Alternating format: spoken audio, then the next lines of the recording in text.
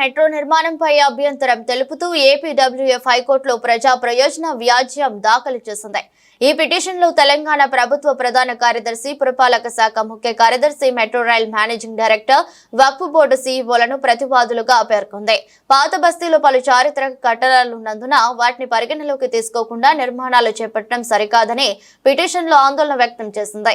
Telangana heritage act 2017 ప్రకారం చారిత్రక కట్టడాలను పరిరక్షించాల్సిన అవసరం ఉందని ఆ బిల్లులో పేర్కొంది. పాత బస్తీ మెట్రో మార్గం సమీపంలోనే చార్మినార్, ఫలక్నామా ప్యాలెస్, పురాణ హవేలీ, మేఘల్పూరా వంటి చారిత్రక కట్టడాలు ఉన్నాయని తెలిపింది. మెట్రో రైల్ నిర్మాణం వల్ల ఈ చారిత్రక కట్టడాలకు నష్టం వాటిల్లే అవకాశం ఉందని పిటిషన్లో ఆందోళన వ్యక్తం చేసింది. అందుకే మెట్రో రైల్ డిజైన్ ను హైకోర్టు లేదా నిపుణుల బృందం ఆమోదించిన తర్వాతే ముందుకు వెళ్లాలని, అప్పటి వరకు మెట్రో నిర్మాణాన్ని నిలిపివేయాలని కోరింది.